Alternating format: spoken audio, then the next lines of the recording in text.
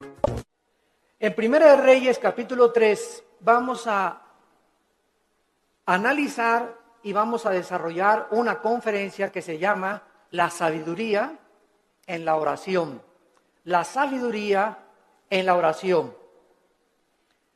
Antes de entrar a este pasaje, la Biblia nos enseña que la sabiduría es una de las bendiciones más grandes que cualquier creyente pueda poseer. En Proverbios capítulo 3, Proverbios 3 del 13 al 18, escribió Salomón: dichoso el hombre o bienaventurado el hombre que halla la sabiduría. En otras palabras, hay que buscarla, porque para hallar tenemos que buscar.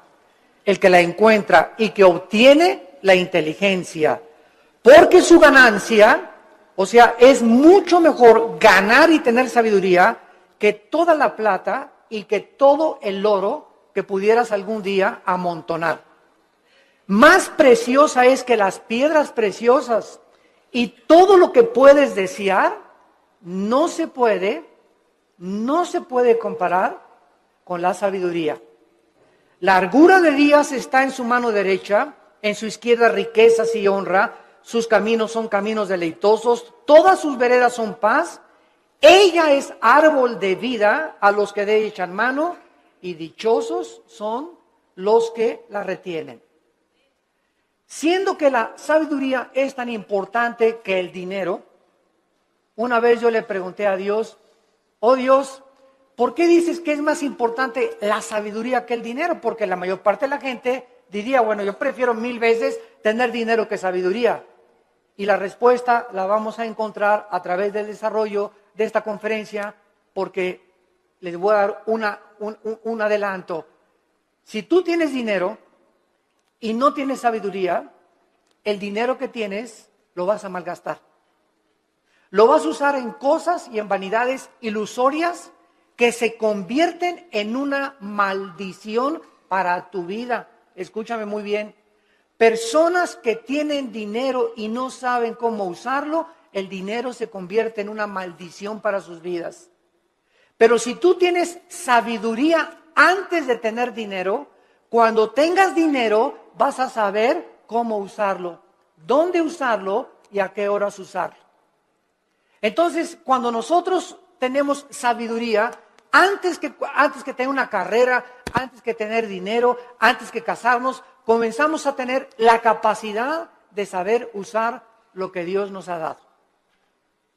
La sabiduría tiene una definición que es la siguiente a los que la quieran apuntar. La sabiduría se puede definir como la capacidad o la habilidad para poder entender y discernir qué hacer, cómo hacerlo y cuándo hacerlo. Es la capacidad para poder entender y discernir qué hacer, cómo hacerlo y cuándo hacerlo. También podríamos decir que la sabiduría es la capacidad para saber aplicar el conocimiento. El conocimiento nos lo da la Biblia. Y muchos que me escuchan ya saben que dice la Biblia en Efesios 5, maridos, amen a vuestras mujeres. Eso dice la Biblia, ¿verdad? Y todos los varones dicen, amén, amén, amén. Sin embargo, si yo tengo ese conocimiento nada más intelectual, y en mi casa yo no soy una persona caballerosa con mi esposa, una persona que la respeta, una persona que tiene consideraciones con ella, una persona a la cual yo tengo que tratar como un vaso más frágil, si yo no pongo en práctica lo que yo conozco, no puedo tener sabiduría. La sabiduría entra a mi vida cuando practico lo que yo sé. Porque hay muchos de ustedes que conocen mucho de la Biblia tal vez, o mucho de teología, o que nos están escuchando por televisión, sin embargo, no viven lo que conocen.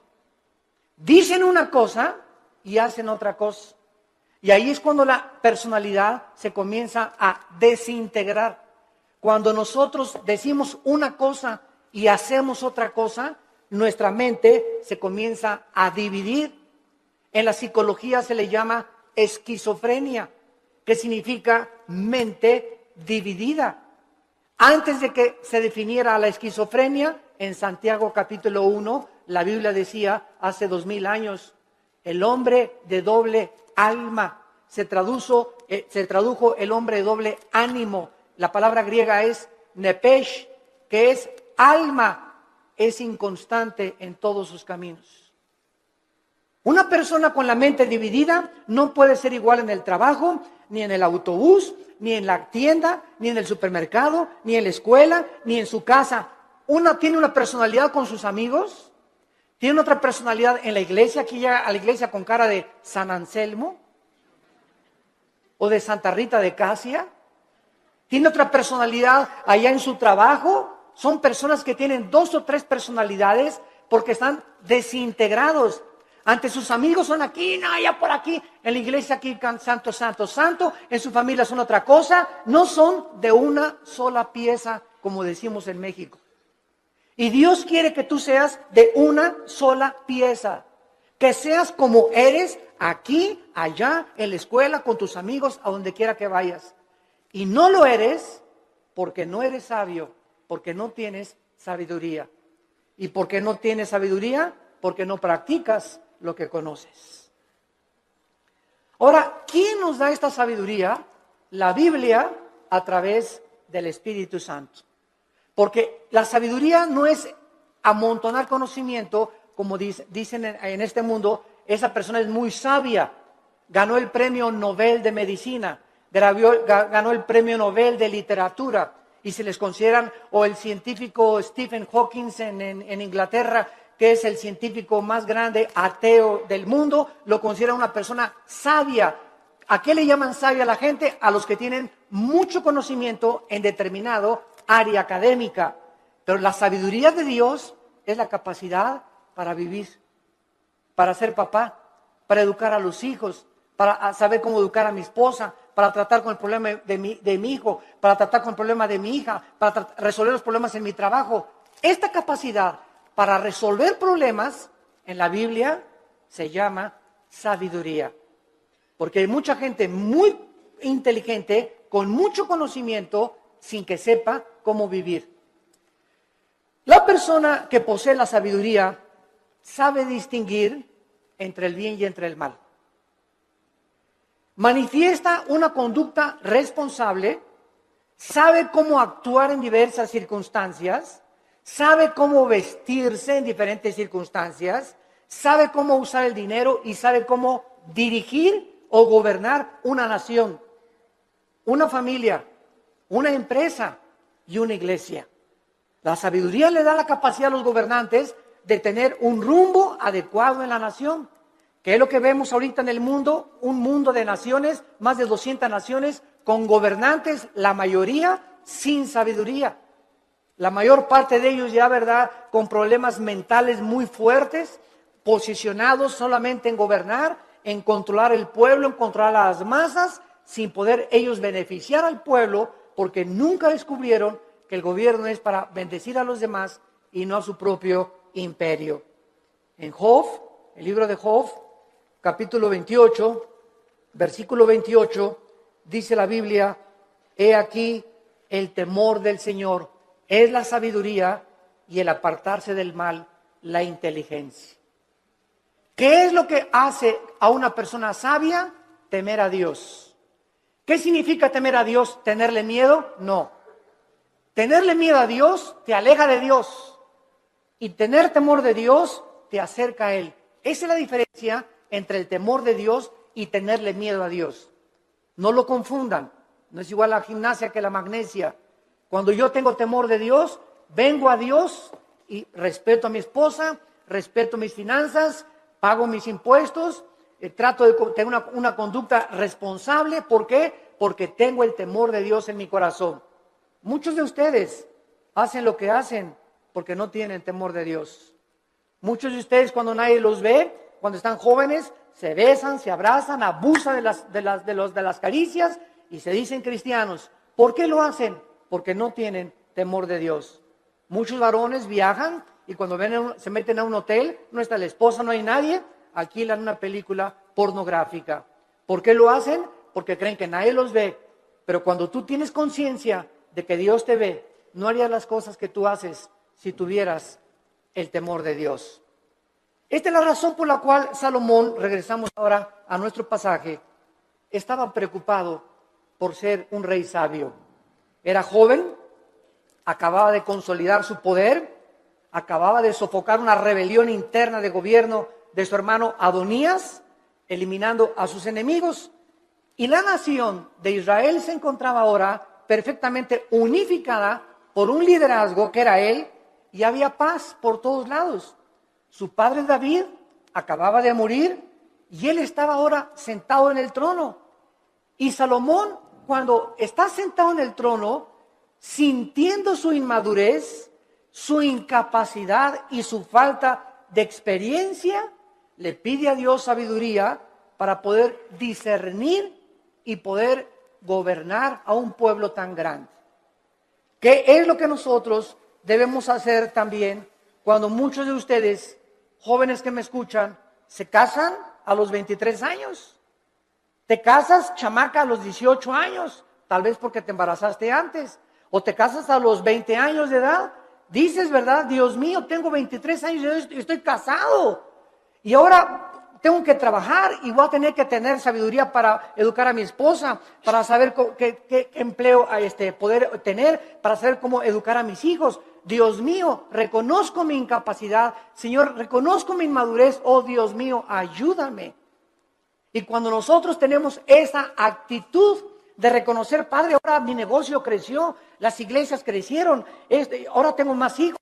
Señor, no sé cómo manejar esto. Para eso está Dios, para darnos la sabiduría, la capacidad de saber qué hacer. Y no hablarle a Walter Mercado, ni a la doctora Corazón, ni al psiquiatra, ni al psicólogo, sino consultar en su palabra. Aquí en la Biblia se encuentran los consejos de la sabiduría y de la inteligencia. Esto es lo que Salomón adquirió cuando se sentó. Y vamos ahora a darle lectura al primer capítulo del primer libro de los Reyes, capítulo 3. Y vamos a ver en primer lugar algunas cosas que nos comienzan a vislumbrar el corazón de Salomón antes de entrar en el tema principal de la conferencia.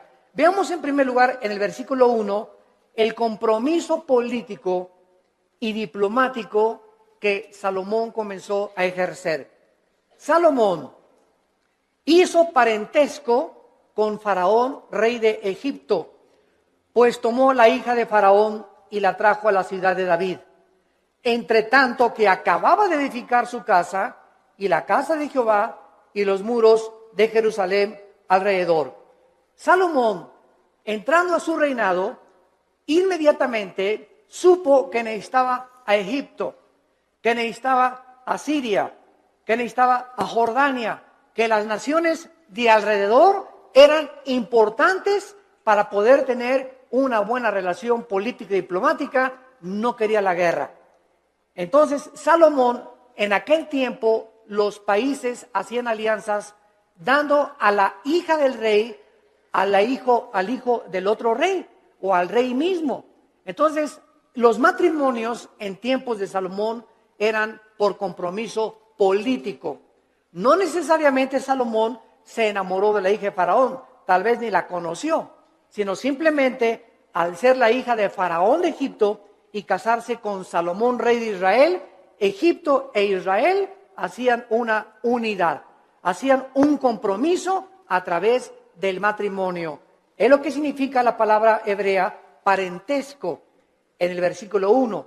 No veo que muchos tengan sus Biblias en esta mañana. Trajeron el Calimán. La palabra parentesco es la palabra chatán en el hebreo. Chatán, que significa compromiso a través de un matrimonio político. Es la palabra que usaban para poder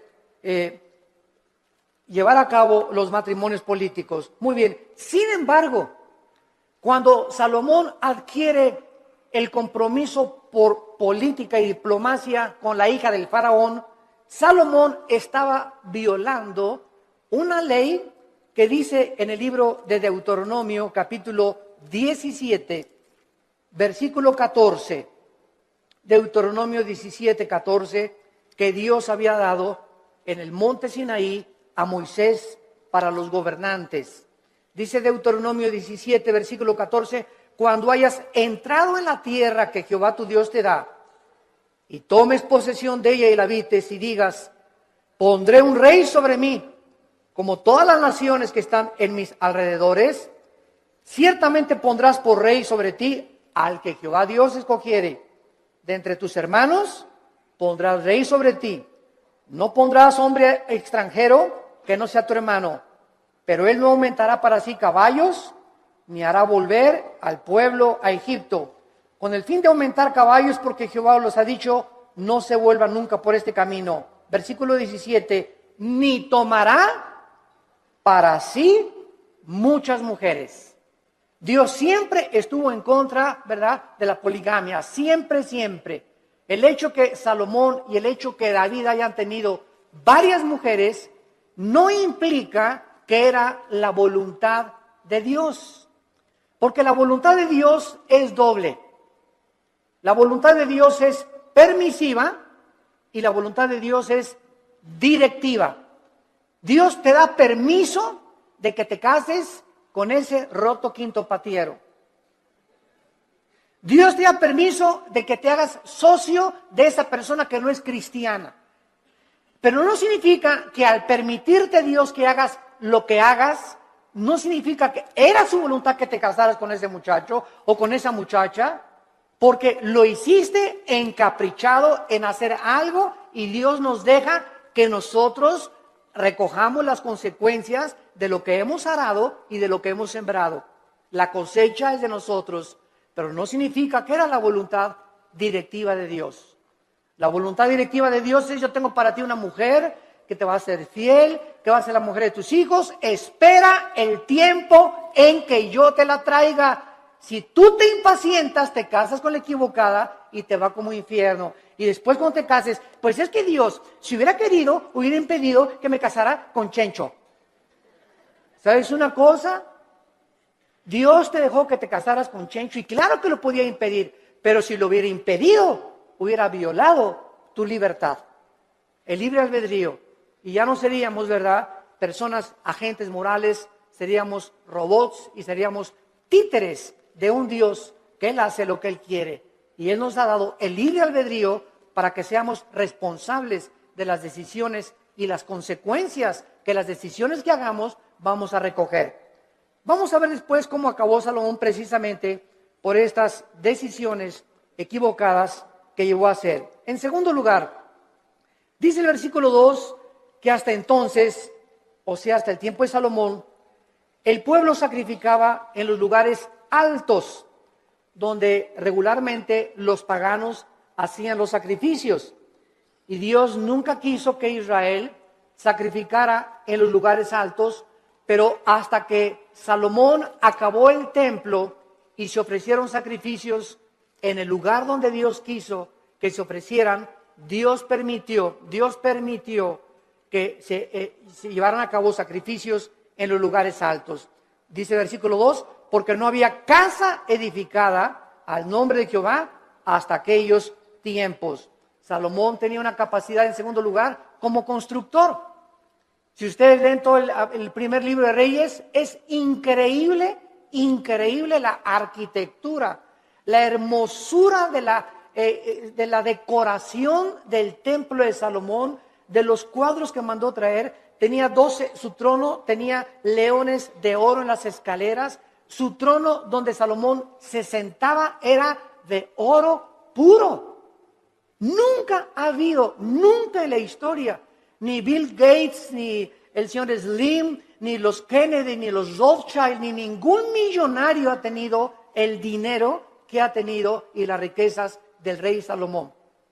Pero al mismo tiempo que Salomón ha tenido las riquezas inimaginables que cualquier persona haya podido alcanzar, ni los árabes tampoco, ni los sheiks en Arabia, Salomón al mismo tiempo, vamos a ver, era el hombre más sabio de toda la historia que ha existido.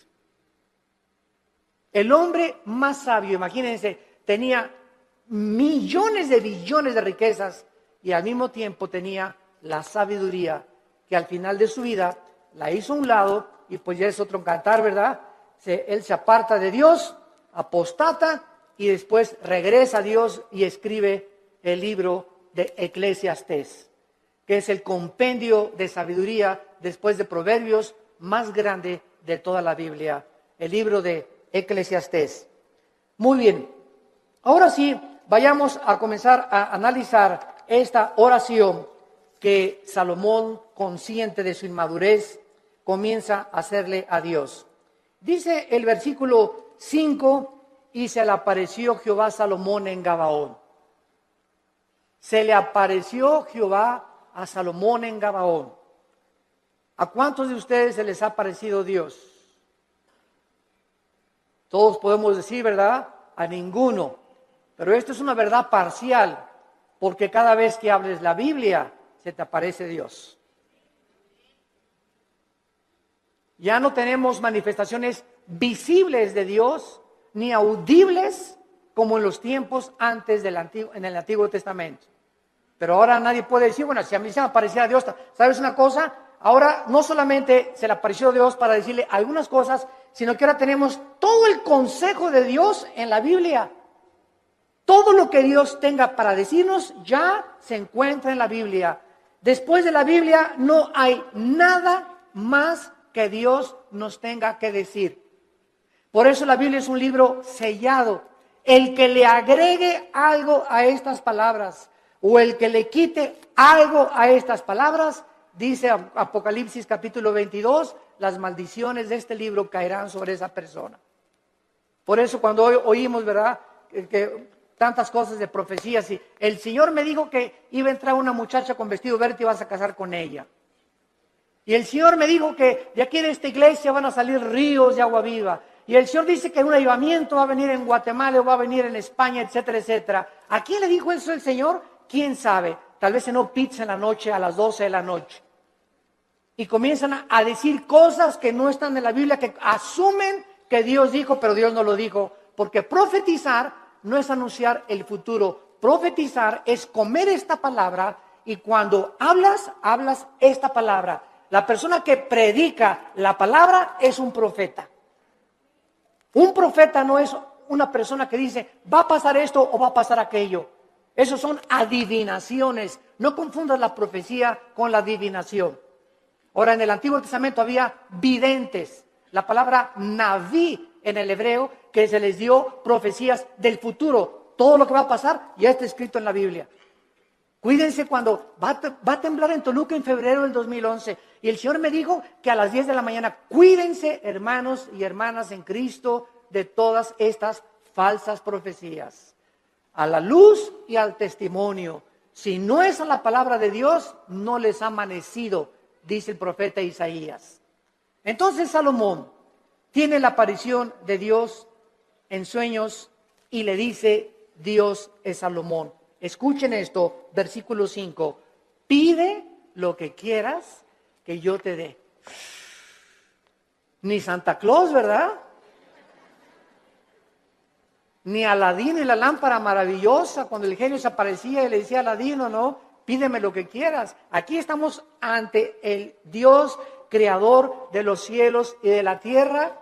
¿Y qué vemos en primer lugar? Una invitación de Dios que Él nos hace, no solamente a Salomón, sino también a nosotros en el Nuevo Testamento. Clama a mí y te responderé, dice Jeremías 33:3. Y te enseñaré cosas grandes y ocultas que tú no conoces.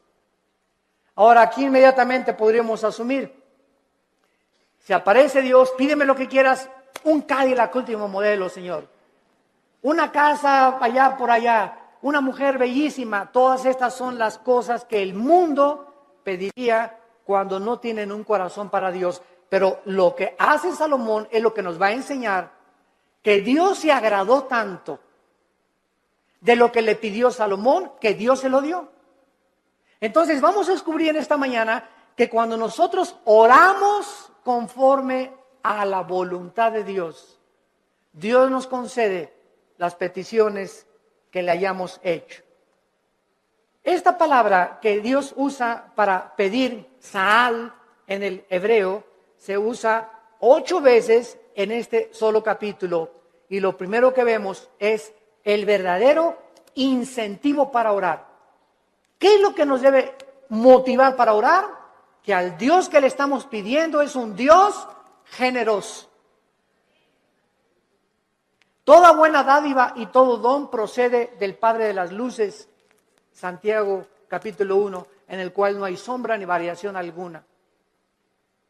Y el que tenga falta de sabiduría, Santiago capítulo 1, el que tenga falta de sabiduría, pídasela a Dios que se dará sobreabundantemente.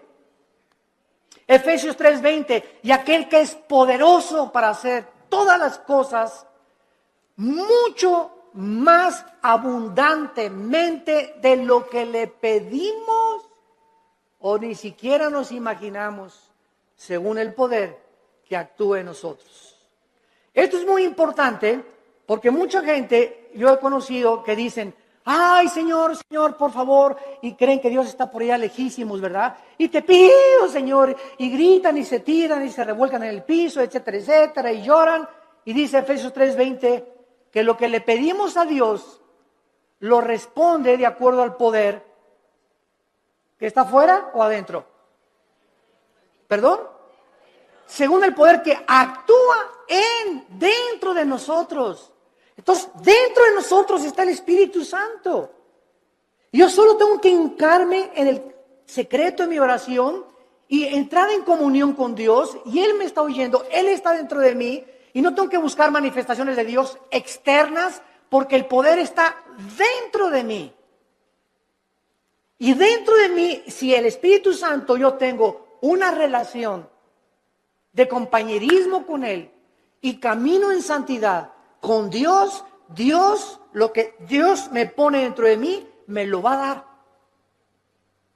Porque Dios se agrada cuando le pedimos conforme a su voluntad. Aunque nosotros no somos reyes ni gobernantes como Salomón, con el mismo nivel de responsabilidad que tenía Salomón, ¿acaso no es al mismo Dios que al que se acercaba Salomón en el Antiguo Testamento en oración? En Primera de Juan, capítulo 5, en el Nuevo Testamento, Primera de Juan, capítulo 5, versículo 14 y 15, dice la Biblia, y esta es la confianza que tenemos en Él. Cuando comenzamos a orar, si no hay esa confianza en ti, no ores. Porque el que se acerca a Dios es necesario que crea que Dios existe. Esta es la confianza que tenemos en Él, que si pedimos alguna cosa conforme a su voluntad, conforme a lo que Dios quiere para nuestra vida, Él nos oye. Si yo tengo un niño de 10 años y me dice, papá, cómprame un BMW, ¿se lo voy a comprar? Ay, papá, no me quieres porque no me compras un reloj Rolex de oro. Chamaco de 15 años, perruris.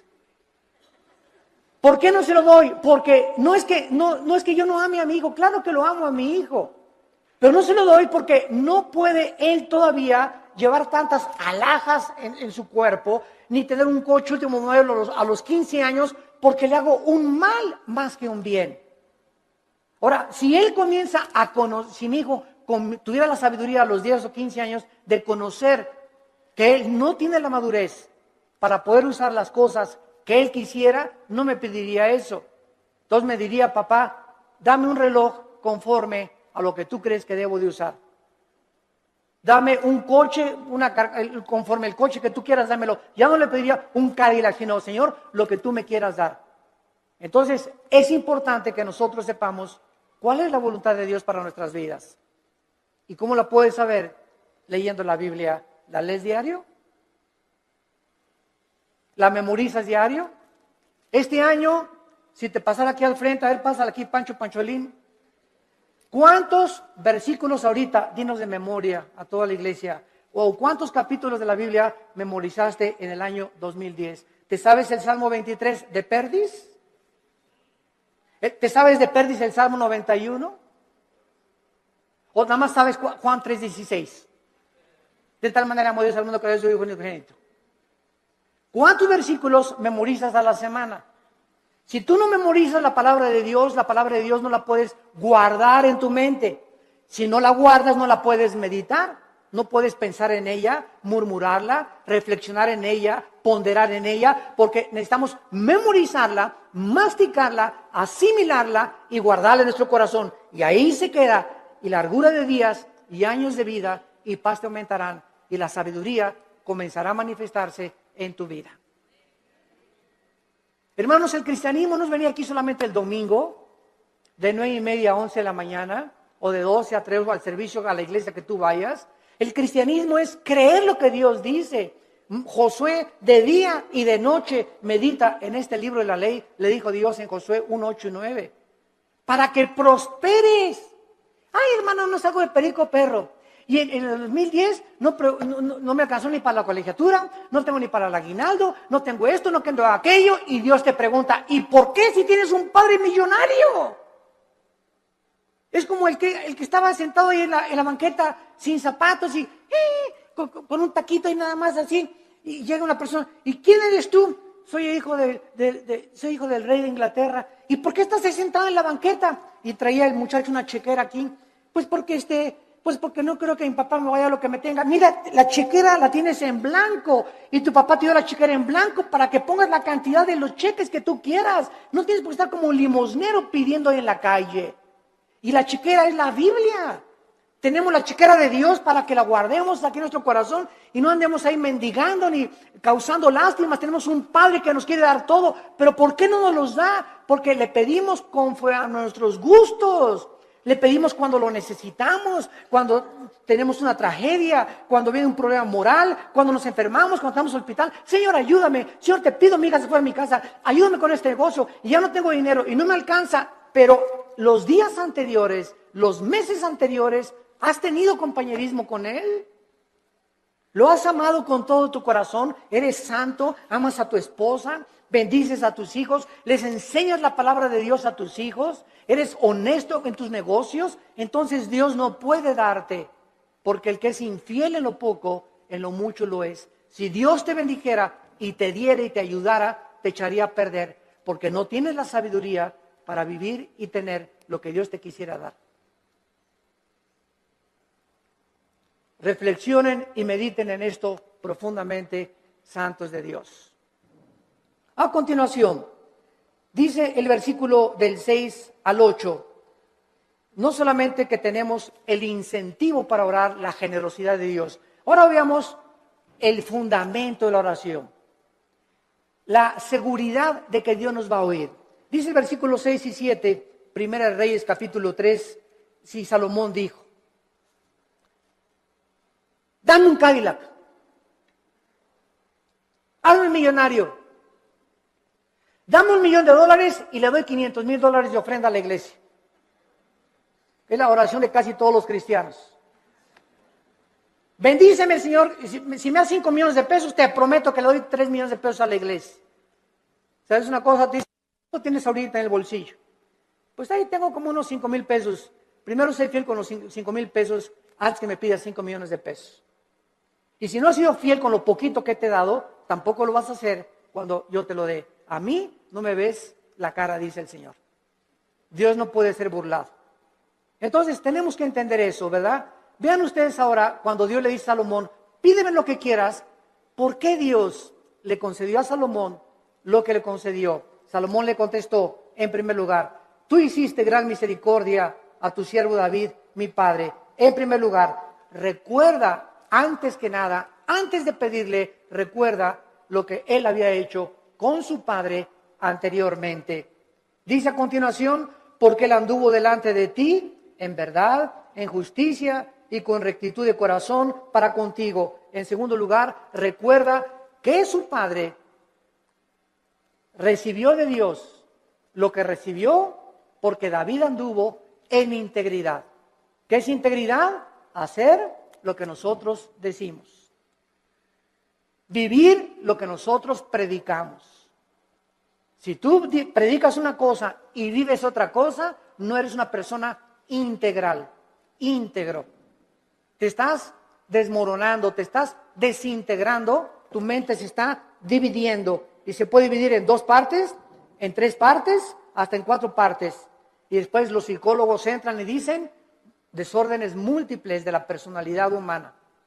Personas que tienen hasta 5 personalidades y que se consideran como psicópatas, que ya tienen que ser internados en un hospital para enfermos mentales, que nunca su problema fue el problema mental, su problema fue que nunca resolvieron sus pecados pasados. No quisieron oír la voz de Dios en sus corazones. En tercer lugar, dice David, y tú le has reservado esta tu gran misericordia en que le diste hijo que se sentase en su trono como sucede en este día. Salomón, antes de pedirle nada a Dios, recuerda que el hecho de que él esté sentado donde él está sentado como rey, no es porque él lo mereciera. Era inmaduro, no había hecho nada para Dios, estaba construyendo apenas el templo, sino que Salomón dice, yo estoy como estoy y yo estoy como rey de Israel porque tú hiciste un pacto con mi papá. Y por la misericordia que le tuviste a mi papá, yo estoy sentado aquí. Yo no merezco estar sentado aquí.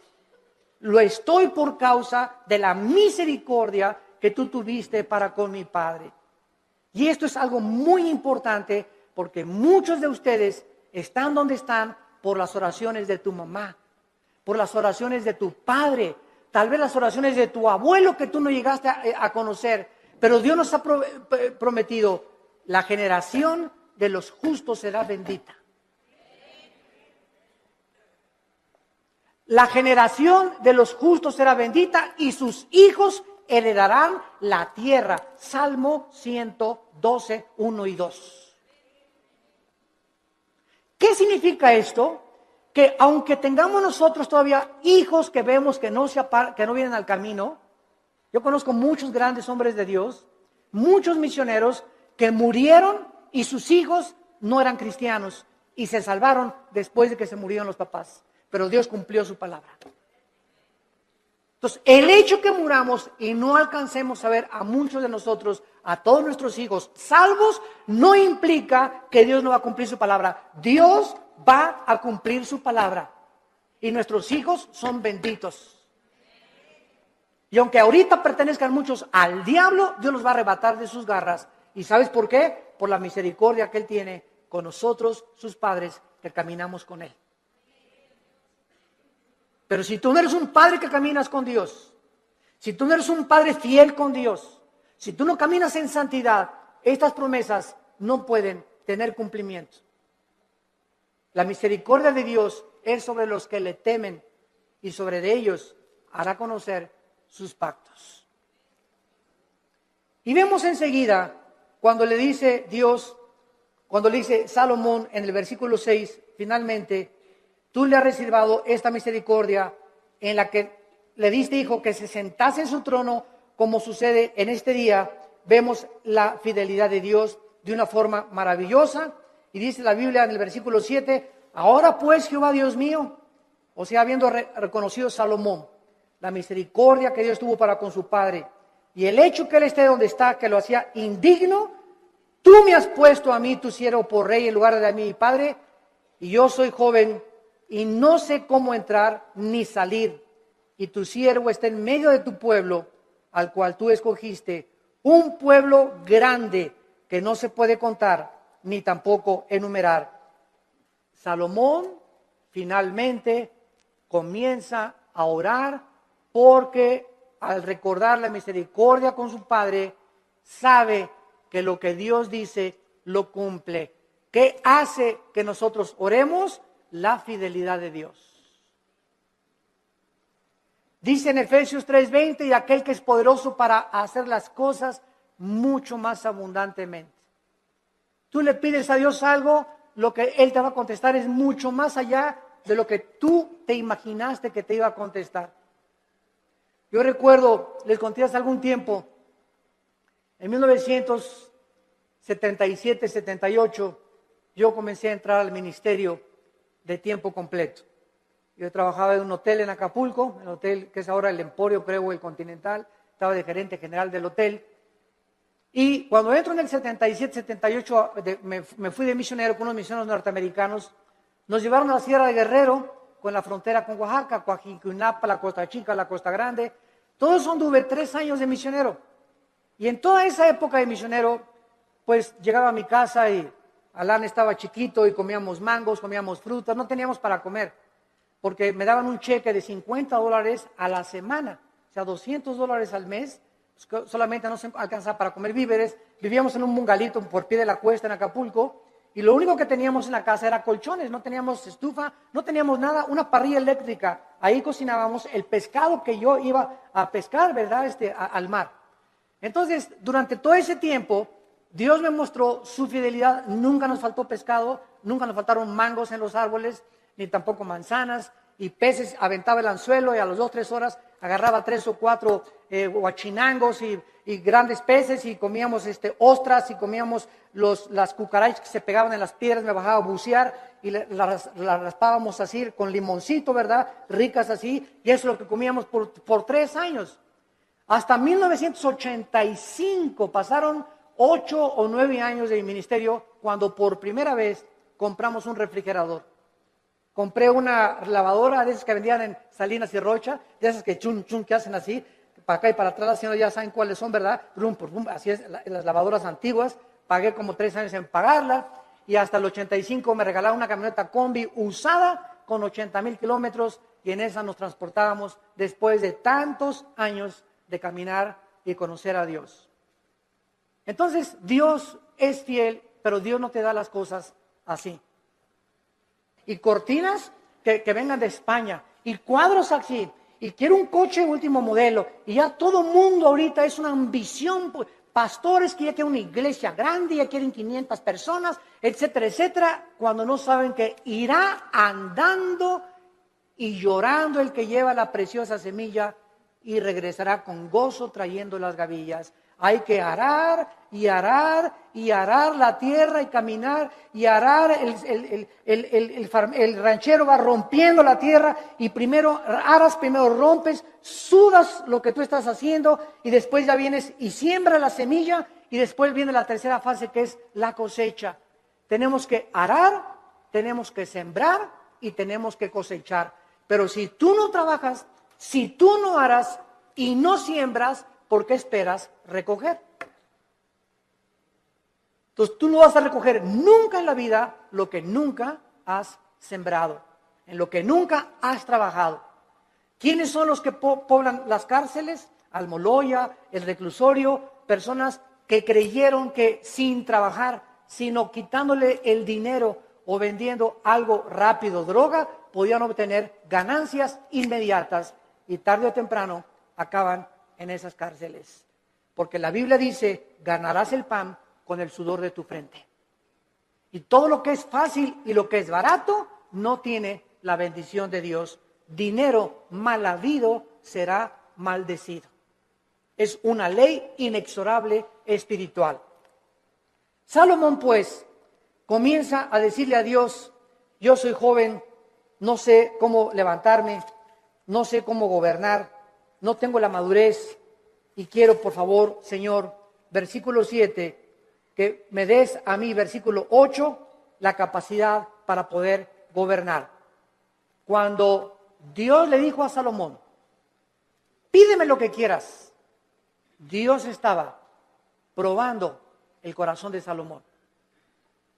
Y cuando venimos en oración y le pedimos a Dios, de la abundancia de las palabras, de la abundancia del corazón, habla la boca. Lo que tú le pides a Dios denota y manifiesta lo que realmente quieres en tu corazón. Y vamos a ver el gran secreto de por qué Dios le contestó esta oración. En el versículo 7 y 8, Salomón reconoce que él no tiene la capacidad de gobernar un pueblo tan grande, ni numerarlo por tanta y grande multitud. Su principal capacidad, de la cual él comienza a reconocer, es que él necesitaba una cosa importante. Versículo 9, dale, es lo primero que Salomón le pide: dame un corazón entendido. Por favor, la palabra entendido es shama, que significa oír o escuchar. Vamos a ver, vamos por orden, esto es muy importante, síganme con cuidado. Dame un corazón que sepa escuchar a la gente. Es lo que significa entendido. Shama, viene de la palabra hebrea Shema. Cuando dicen en Deuteronomio 6, Shema Yisrael Adonai Elohim Adonai Echad, se tradujo, oye Israel, Jehová tu Dios, uno es. Shema, oye, Shama aquí es escuchar. Dame un corazón, Shama, que sepa escuchar. Ahora, dice el versículo 9, que sepa escuchar para juzgar a tu pueblo y para discernir entre lo bueno y lo malo. Vean ustedes con cuidado lo que Salomón está pidiéndole a Dios.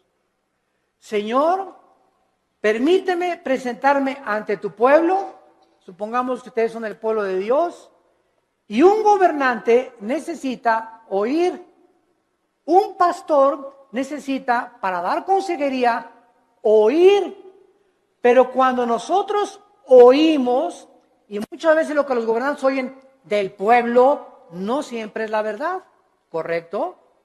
Porque ve una señora, y mi esposo esto y el otro, y bla, bla, bla, bla, y bla, bla, bla, bla, y el pastor o el cristiano que oye a la esposa y asume que la esposa tiene razón sin haber oído la otra parte, al esposo es una persona sin inteligencia ni tampoco discernimiento.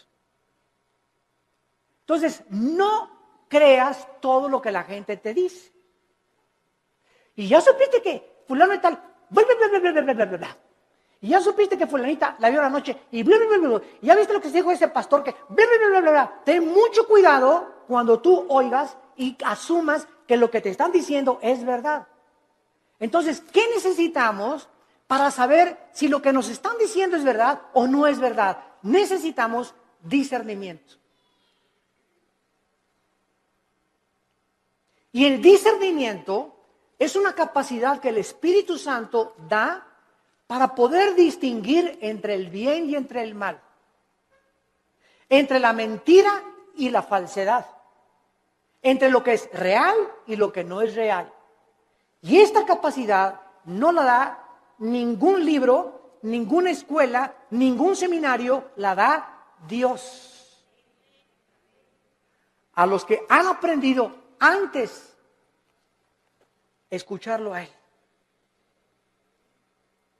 Cuando tú vienes a la Biblia, ¿a quién estás oyendo? A Dios.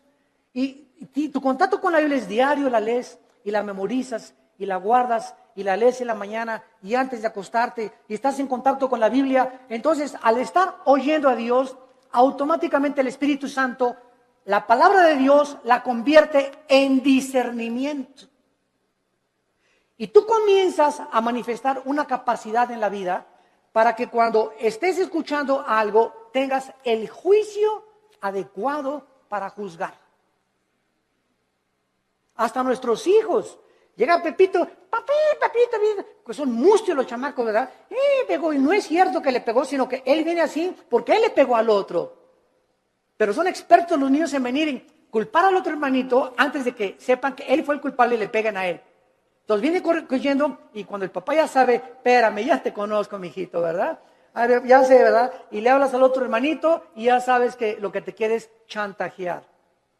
Entonces comenzamos, no nos inclinamos porque a Pepito lo quiero mucho, mis sentimientos los crucifico. Quiero hacer justicia con mis hijos y que mis hijos sepan que soy parejo con todos. Cuidado con los consentidos, porque esto no es de Dios. Este fue el problema de José en el Antiguo Testamento, cuando su padre Jacobo lo consintió demasiado, los hermanos comenzaron a tener envidia y acabaron vendiéndole a Egipto.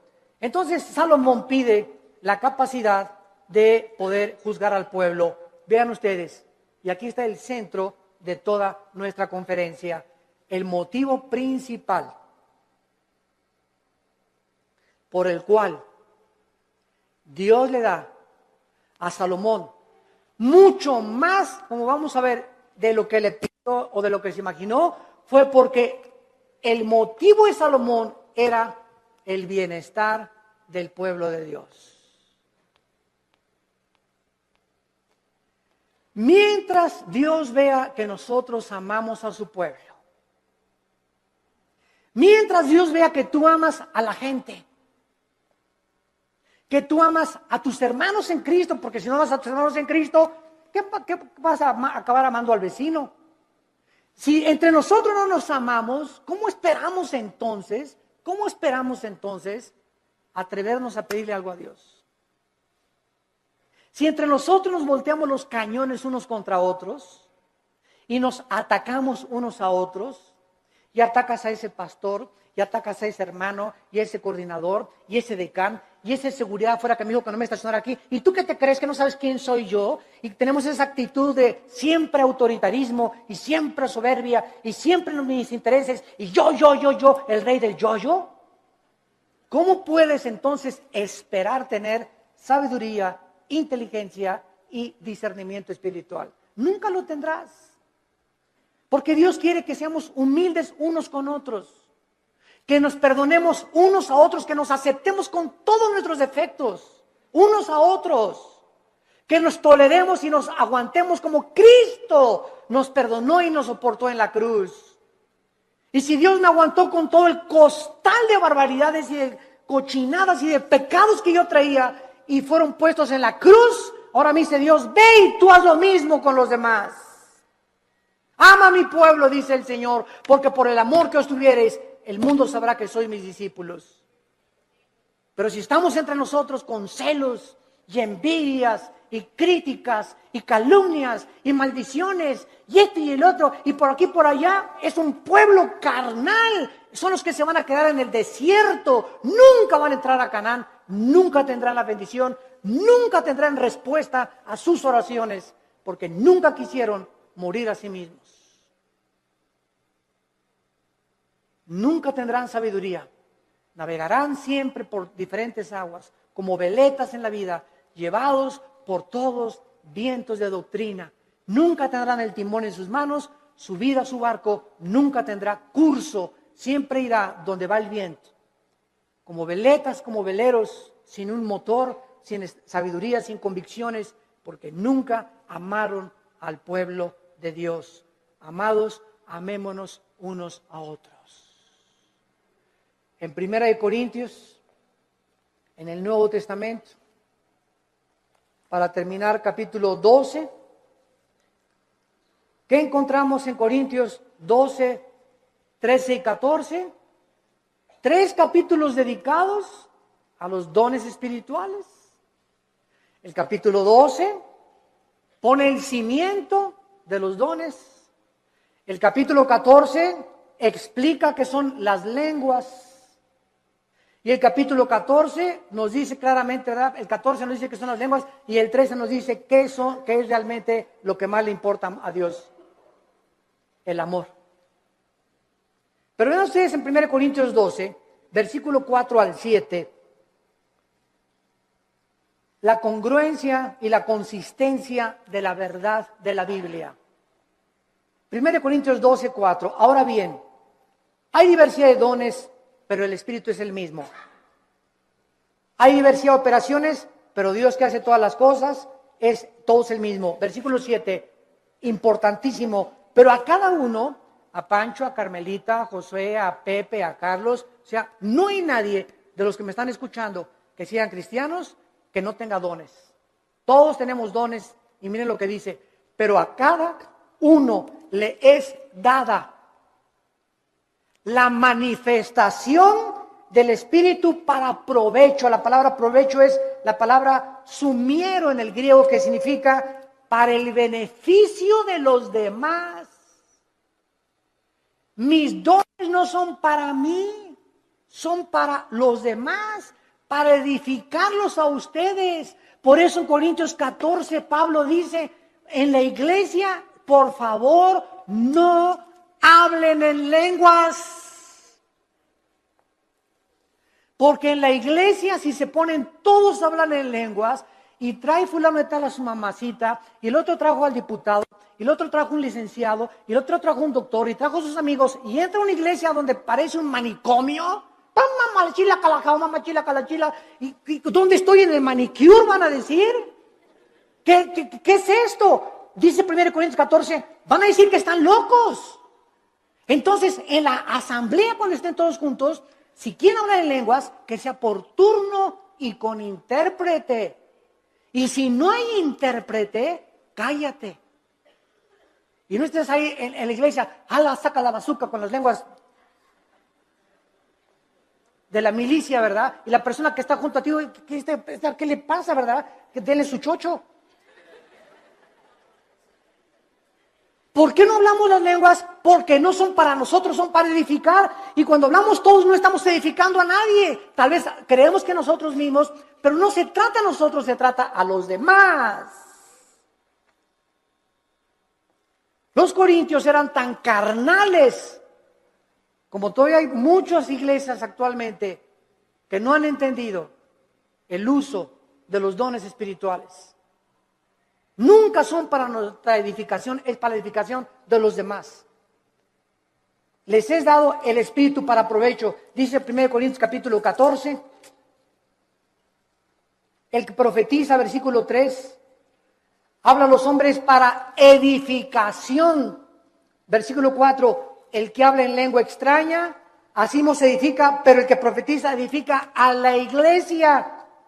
Versículo 5, así que quisiera que todos hablaran en lenguas, pero más que profetizaran, porque mayor es el que habla, el profetiza, que el que habla en lenguas, a no ser que las interprete, para que la iglesia reciba edificación. Versículo 12, así también ustedes que anhelan dones espirituales, procuren abundar en ellos para edificación de la iglesia. Más de 7 veces en un capítulo dice Pablo, los dones son para los demás, para el beneficio común, viven para los demás. Padre, dame sabiduría, no para ser sabio, para educar a mi familia. Padre, dame sabiduría para ser pastor y ser un pastor que sepa aconsejar para poder bendecir a tu pueblo. Padre, dame propiedades o dame bienes materiales conforme a ti para edificar a tu pueblo. No nos interesa para mí, para edificar a tu pueblo. Cuando nosotros tenemos en el corazón el pueblo de Dios, Dios bendice sobreabundantemente. Porque nadie vive para sí mismo, vivimos para los demás. Y el secreto de la felicidad, como les decía ayer en el desayuno, es vivir para los demás. Ahí se encuentra el secreto de la felicidad. Tu casa es úsala para la gloria de Dios. Tu coche, úsalo para transportar hermanos, úsalo para el reino de Dios. Tu dinero, úsalo para el reino de Dios. Dios no está en contra que tengas ahorros ni que tengas dinero, pero no ahorres más de lo debido, no seas más avaro, no tengas más propiedades de las debidas, porque te conviertes en persona avariciosa. Estás guardando ya de más y mañana te vas a petatear. Mañana cuelgas los tenis, como dicen los jóvenes. Mañana partimos tal vez a casa y lo que has hecho, ¿para quién se le quedó cuando se pudo usar para la gloria de Dios? Cuando tenemos ya esa visión, Dios nos comienza a derramar abundantemente todas aquellas cosas que Él anhela, porque Él busca instrumentos a través de los cuales Él pueda canalizar su gracia y sus bendiciones para los demás.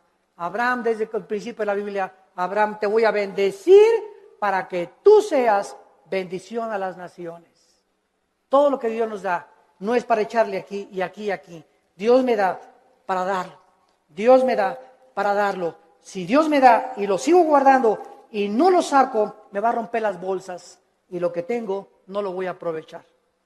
Y entonces el diablo viene, como dice Malaquías 3, el devorador, y se lleva aquello que le pertenecía a Dios. Nos comienza a robar lo que le pertenecía a Dios, porque no hemos entendido que la sabiduría es para bendecir al pueblo de Dios. Gracias por tu palabra, Señor, en esta mañana. Te damos gracias, Señor, porque eres inmensamente generoso y bueno para con todo tu pueblo. De tal manera nos has amado que diste a tu Hijo. Y si a tu Hijo lo sacrificaste, ¿cómo no nos darás todas las cosas? Si nosotros te las pedimos,